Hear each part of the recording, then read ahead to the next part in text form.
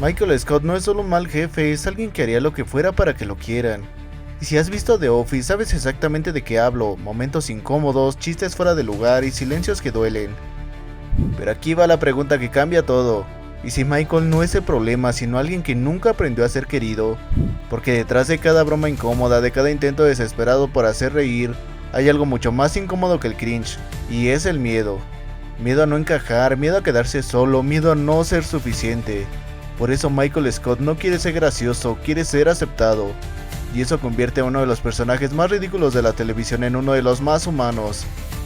Hoy vamos a analizar su psicología, su desarrollo y por qué, aunque no lo parezca, Michael Scott podría ser uno de los personajes más tristes jamás escritos.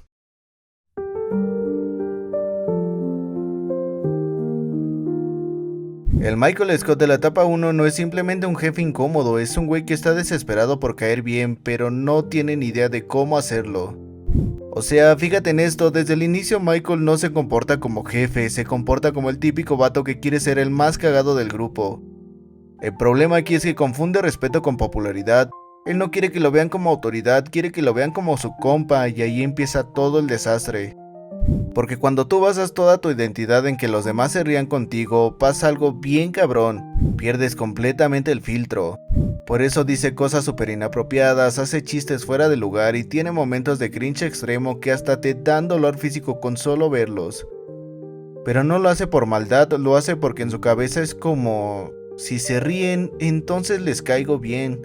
But from here on out, we can no longer be friends. And you can consider this my retirement from comedy. Wow, that is really hard. You really think you can go all day long?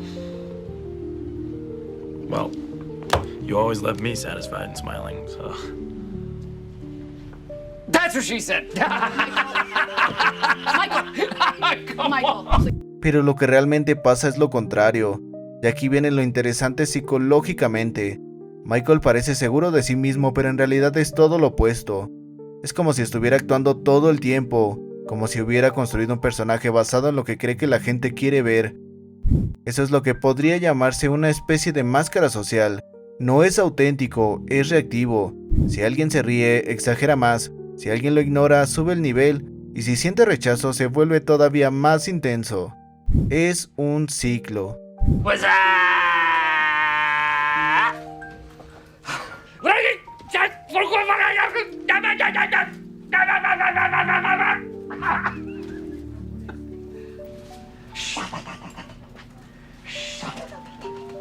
Y algo bien clave, Michael no tolera el silencio incómodo porque el silencio para él significa no les estoy gustando. Entonces lo llena con lo primero que se le ocurre, aunque sea una pésima idea. Y por eso arruina momentos todo el tiempo, no porque sea tonto, sino porque no soporta la posibilidad de no ser aceptado. Ahora, si lo ves más profundo, esto tiene toda la pinta de alguien con necesidad brutal de validación, miedo constante al rechazo y probablemente un trasfondo donde nunca aprendió a relacionarse de forma sana. O sea, Michael no sabe conectar, solo sabe intentar gustar, y eso es diferente. Lo más fuerte de esta etapa es que la serie te lo presenta como comedia, pero si le quitas lo chistoso, lo que queda es medio triste. Porque imagínate vivir así, midiendo cada interacción por risas, forzando tu personalidad todo el tiempo y aún así sintiendo que no encajas. Michael Scott en estas primeras temporadas no es un líder incompetente, es alguien que nunca aprendió a ser suficiente sin tener que hacer un show. Y justo por eso todo lo que hace se siente tan incómodo de ver. Porque en el fondo sabe que no lo hace para molestar, lo hace porque necesita que alguien, aunque sea una vez, realmente lo quiera.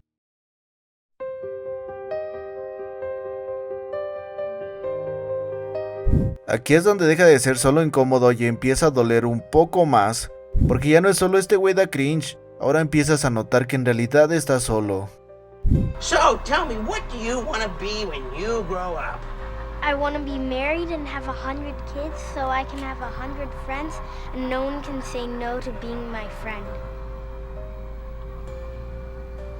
En esta etapa, Michael sigue siendo el mismo en esencia, pero ya hay grietas en el personaje. Antes solo veías la máscara, aquí ya empiezas a ver a la persona detrás. Por ejemplo, su relación con Jan es clave, porque ahí ves clarísimo cómo funciona su cabeza. Michael acepta migajas de afecto solo para no estar solo. Jan lo trata mal, lo manipula, lo hace sentir menos y aún así él se queda, porque para él eso sigue siendo mejor que no tener a nadie. Y eso ya no es gracioso, es dependencia emocional pura. Y hay un momento que resume todo.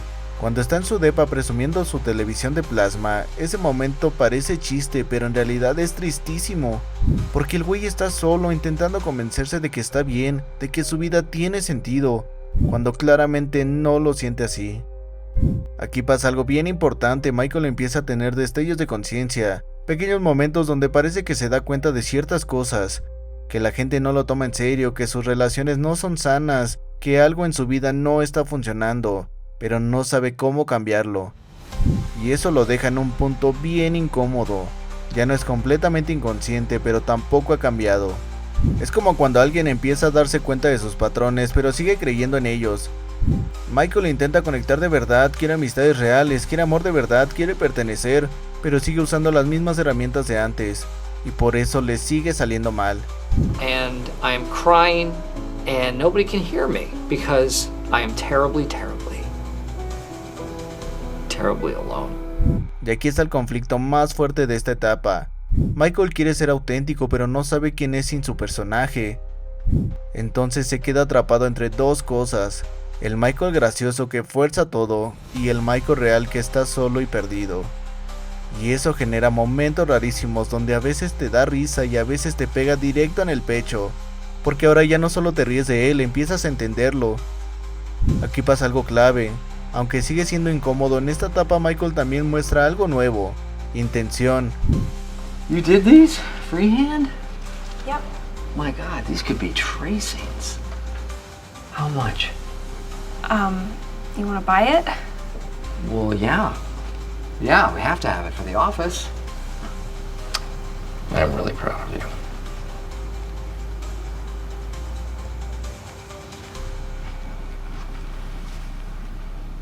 En esta etapa Michael Scott ya no es solo el hombre que quiere caer bien, es alguien que empieza a darse cuenta de que incluso intentando todo, sigue sin sentirse querido.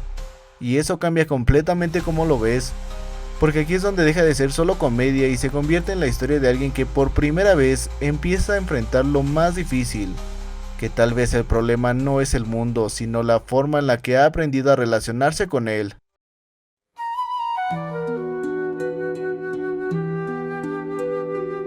En esta última etapa ya no estás viendo al mismo Michael. Sigue siendo raro, sigue teniendo momentos incómodos, pero ya no se siente desesperado. Y esa diferencia lo cambia todo, porque si en la etapa 1 necesitaba aprobación y en la etapa 2 empezaba a darse cuenta de su vacío, aquí empieza a sentirse suficiente. Y eso se nota en cosas bien sutiles. Por ejemplo, Michael ya no fuerza tanto los chistes. Antes llenaba cualquier silencio porque le aterraba. Ahora puede existir en el momento sin necesidad de hacer un show todo el tiempo. Y eso, aunque suene simple, es un cambio psicológico enorme, porque significa que ya no depende tanto de la reacción de los demás para sentirse bien. Y aquí entra el punto clave de toda su evolución: Holly. Holly Flax no es solo su pareja, es la primera persona que lo entiende sin que él tenga que actuar. Pero no solo eso, Holly le sigue el ritmo. Oh, so you can't make my orgy? Kidding. Kidding. Acting!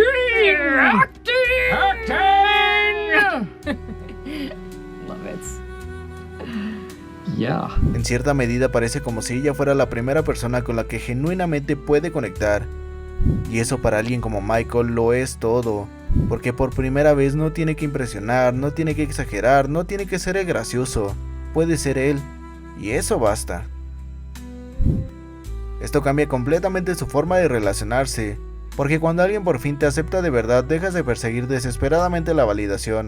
Ya no estás en modo mírenme, quiéranme, estás en modo estoy bien siendo quien soy. Incluso como jefe se nota, escucha más, reacciona menos impulsivamente y tiene momentos de liderazgo genuino. No se vuelve perfecto, pero se vuelve más humano. Y aquí está lo más importante de todo: Michael no se arregla mágicamente, no deja de ser raro, no deja de cometer errores. Lo que cambia es desde dónde actúa. Antes actuaba desde el miedo, ahora actúa más desde la seguridad. Y eso nos lleva a su despedida, que si lo piensas es el momento que define todo su arco. Antes Michael habría hecho un show enorme para que todos lo notaran, para que lloraran por él, para sentirse importante. Pero no, se va en silencio.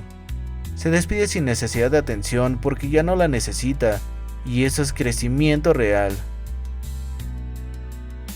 Michael Scott nunca fue el más inteligente, ni el más competente, ni siquiera el más respetado, pero quizás su arco nunca se trató de eso, porque al final Michael Scott no necesitaba convertirse en alguien más, solo necesitaba dejar de actuar, y eso es lo que hace que su historia pegue tan fuerte.